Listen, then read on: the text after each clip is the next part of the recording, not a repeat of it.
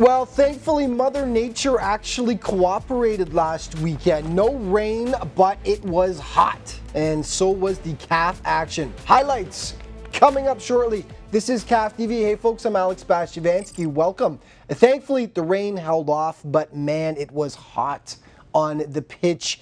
Didn't stop the goals from coming fast and furious, though. Later on in the show, a Dragon Force Academy out of Bradford will join me here in the studio to discuss their program and exciting affiliation with FC Porto. Yes, the FC Porto. But first, Leica, Supergroup highlights, and Mississauga United have been the undisputed rock stars thus far of the under-16 group. Heading into last weekend, they were the sole remaining undefeated squad in the division. On the flip side of that, Brampton Elite had only a single win through 7 games. So on paper, it looked like it could get nasty, and unfortunately for Elite, that is exactly what happened. CAF game highlights now brought to you by Leica Sports. Leica, your passion, our commitment. Mississauga just a single tie as a blemish on their record through 8 games so far, and they rolled in this one. Brampton keeper Luca Rizzardo under fire all game, but he was phenomenal. There he robs Tyler Bascom on the shot from well out. Moments later, he repeats the trick against Mark Allen. Great moves, though, by Chibadare Nolene to get it through, but there's the keeper once again to get down and make the save. United takes until the 39th minute to break the ice. Nice little flick over Rizzardo. Jacob Fashanu finishing it off. And yes, it's 1-0 for Saga. Watch this sequence then. Fantastic save by Rizzardo. Look at the nice move by Walks right there. Back to IJ Haley. Sweet. And United goes up by a 2-0 count. Second half, they continue to roll. Alasu Vucevic draws all the attention, forgetting everyone about Giordano Mancini, leading scorer in the under-16 group. How do you forget about him? 3-0 Mississauga. Then nice ball movement. Sean Costa from 25 yards out tries his luck, and he hits pay dirt. And it's 4-0 for Mississauga. Then Saga player ends up getting dropped in the box by the keeper, and yeah, they go to the spot. Mr. 99, Mark Allen, cool as a cucumber, and he makes it 5-0 for United. And then the icing on the cake, Mancini with the nice moves, saved by Rizzardo. Allen right there to knock it home, though. 6-0 Mississauga, and that is all she wrote. Pure dominance on this day. Mark Allen had a monster game for United, and he joined us afterwards to talk about how his team persevered after getting denied early by the hot goaltending. We had a lot of chances. We were pressuring them. We had more possession.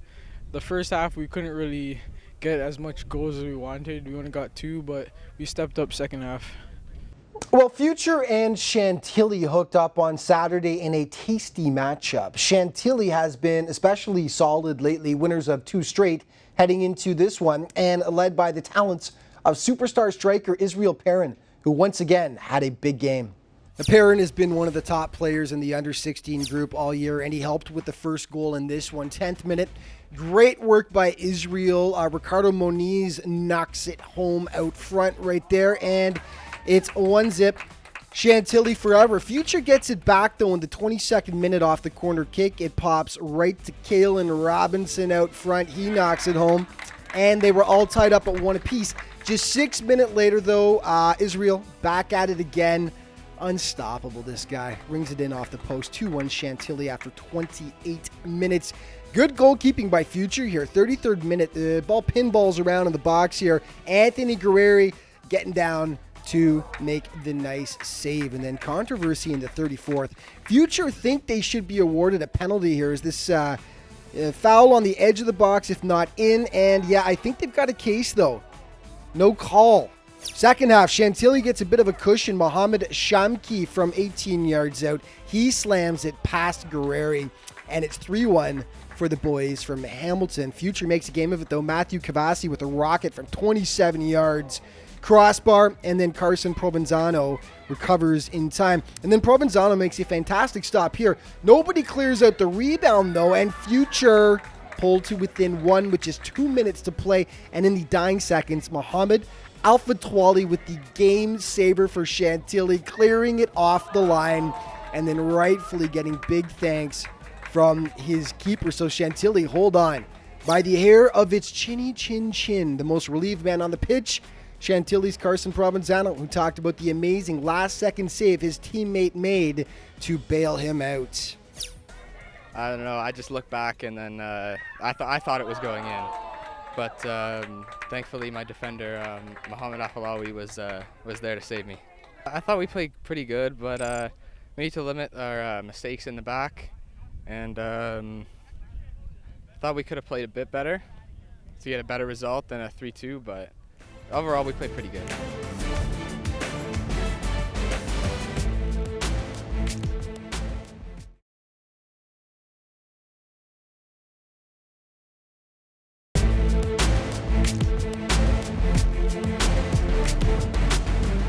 Welcome back to CAF TV. On to the under 14 group now. And you know when you wait for something and the buildup is excruciating, you're looking so forward to it, and it doesn't quite unfold as expected?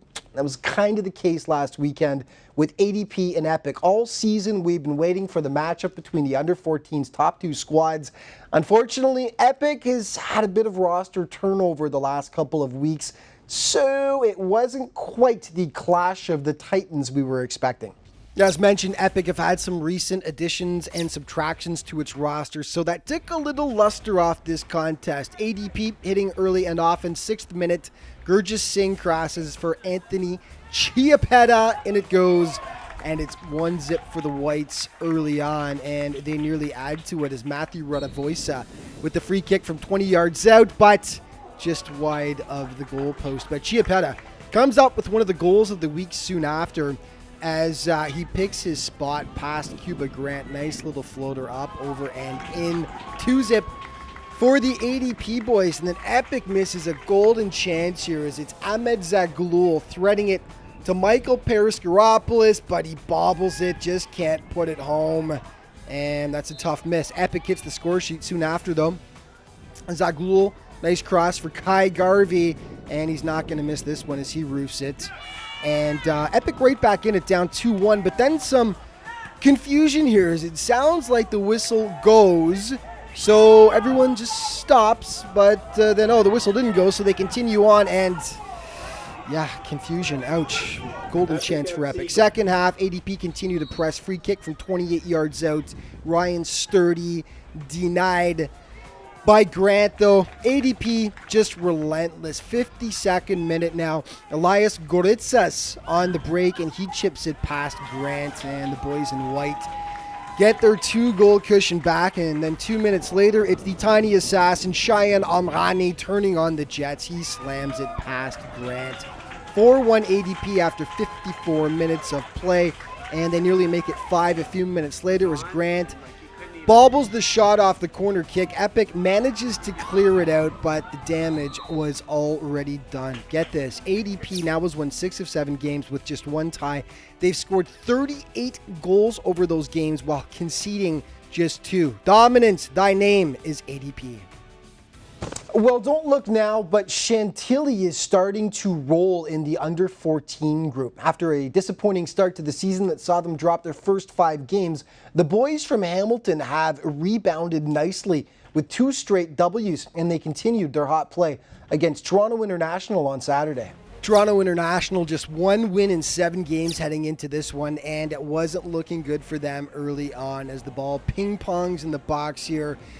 Jordan Baker skies it home past the keeper, and Chantilly, they have the 1-0 early lead.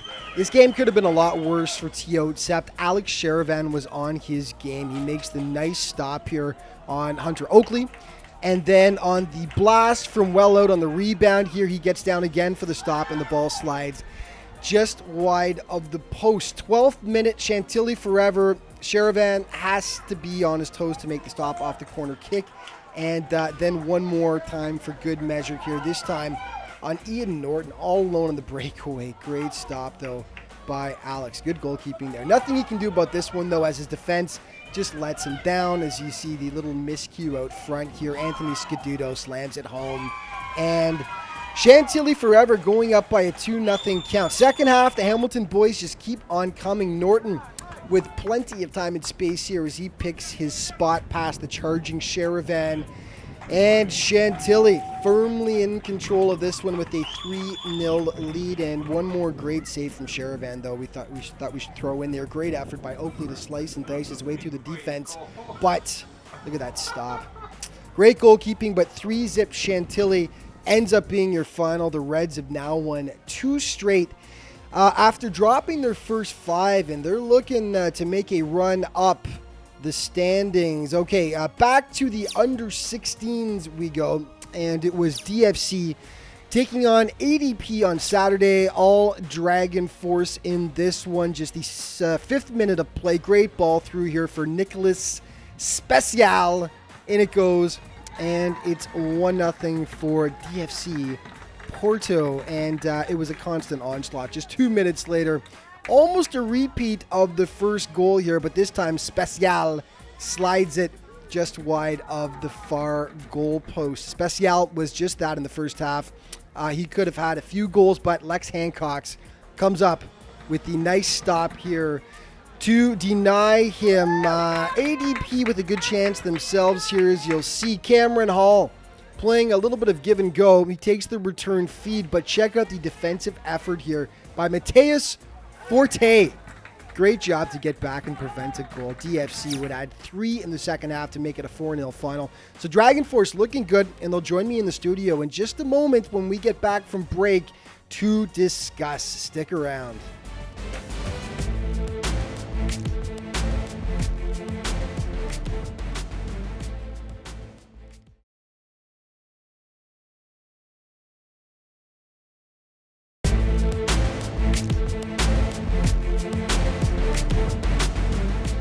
Welcome back to CAF TV. Alex Bastiavansky here in the Rogers studio, joined by 2 members of DFC Academy.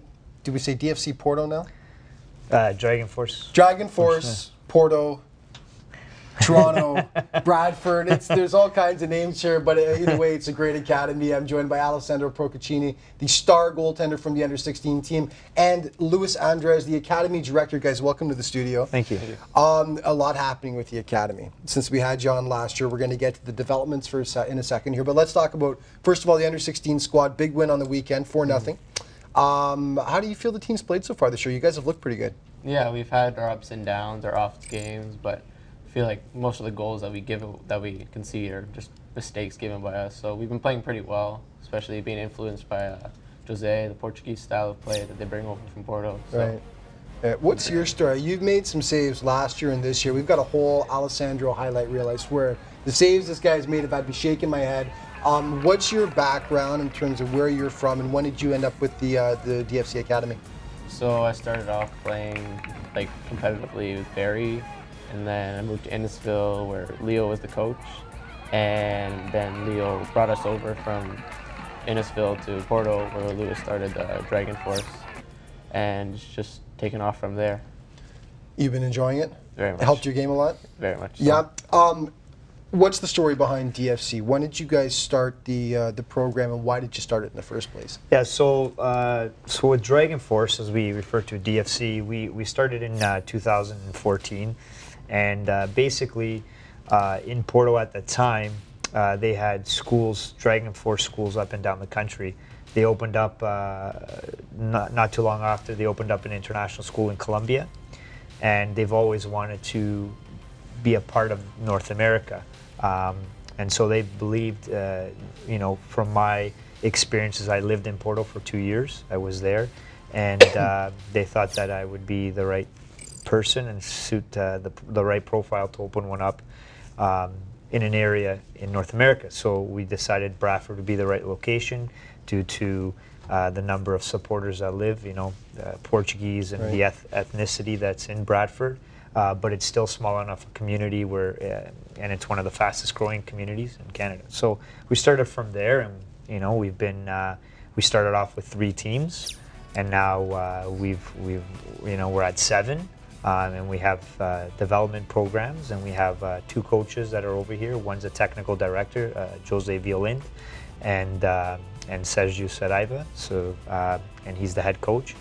And yeah, they've ever since then they've been here and implementing the methodology and the Porto way of playing. What age groups are we talking about in the program that it runs from? What we have our programs called Little Dragons, and that starts at 4, and that allows children that are passionate about the game, if they want to play 1 to 3 days a week. It's not as competitive, and then we have our U8 program that we start, and our U8 program is pretty much those that are diehard, that want to play competitively, and that parents are supportive.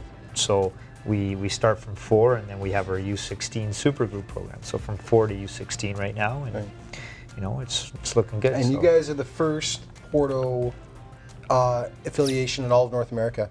Is that correct? Yes. So there are various Porto clubs, supporter clubs that have teams, but what we find is very unique, and what I love about this project is the fact that we are the first in North America with coaches from Porto. Who've actually come over, Who come over, and we have the club who's very supportive over there, everything that we do, and they're part of every experience. So you're the man in net, so you get to see how everything lays out in front of you, being the goalie, of course. So from what you've seen from when the coaches first came in last year, because you were part of the program, until now, what kind of changes have you seen from your team in the way they play?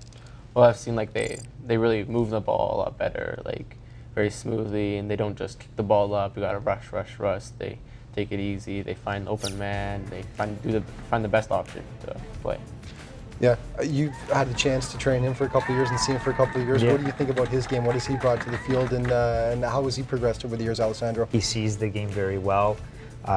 He's always been a good keeper, but I find that with the coaches being over here, he's added a lot to his profile as a keeper, and he sees the games very communicative. He plays collectively. He's gotten a lot better with his feet, and the way we play, which is again the Porto way. We rely heavily on our goalkeepers to play with their feet as well. So and he's developed that. He's been fantastic. We got about 30 seconds. We talked about some of your players. I know you wanted to mention that went over to Europe. In 20 seconds, can you give us a quick little rundown? If people want to find out more, they can go to the website or the Twitter account, which we'll give. So what happened? Yeah, so we have 2 players from our U16 supergroup that were over the time that the Porto coaches were here, and our technical director. We've been reporting to the scouting department there of FC Porto, the formation system. They selected 2 players to come down. They were there for 2 weeks, and from there they were able to play. And if people want to find out more about it, they can go to the Twitter account and the website, dragonforcetb.com. Sorry to cut you off. We're out of time, guys. Thanks so much. Thank you. More CAF TV coming up in just a second.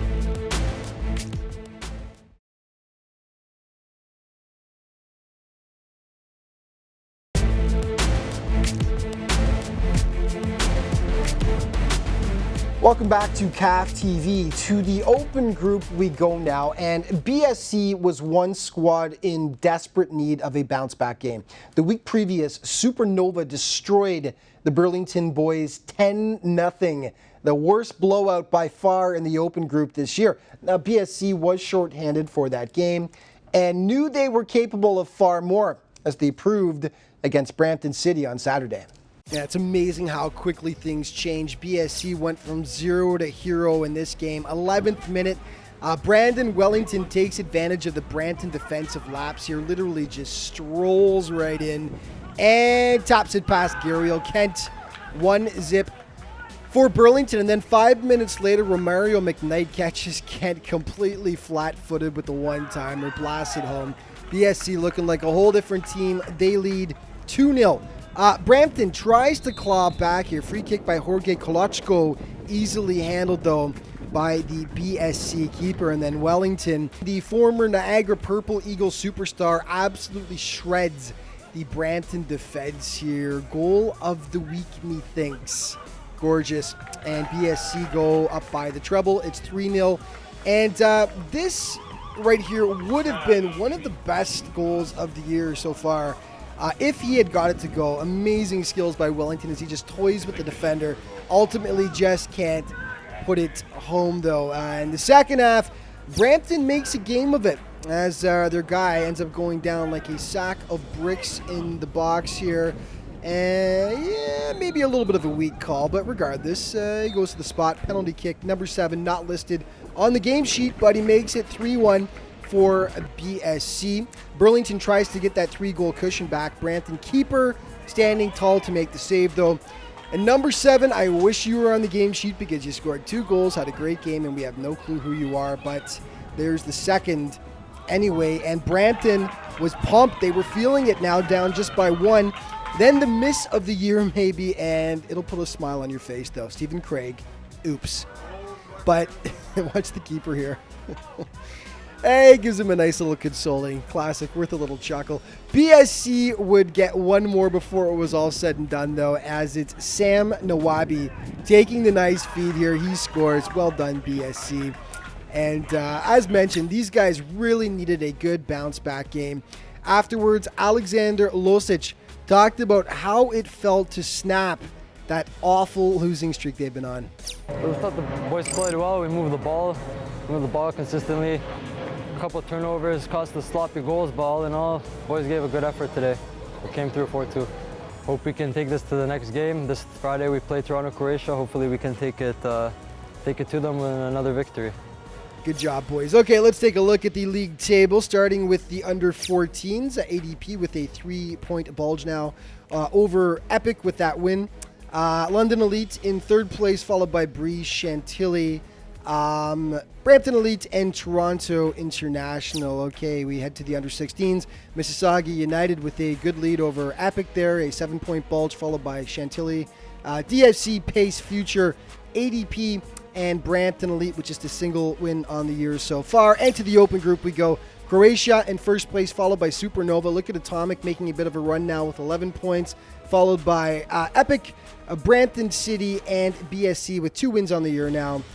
And 6 points. And before we go, let's take a look at the CAF countdown. The top 5 plays from the last week. Number 5, ADP's Anthony Chiapetta had a huge game against Epic. Beautiful little floater there that goes top shelf. Number 4, dying seconds of Future Chantilly. Mohammed Alpha Twali with the game saver off the line. That preserved the win for Chantilly. Number 3, Brampton's Luca Rizzardo was under fire all game against Mississauga, made some massive stops, and that was the best of the bunch. Number 2, Rizzardo makes another huge stop here, but watch afterwards as Dante walks, whoops, flicks it back to IJ Haley. That's a beautiful goal for United.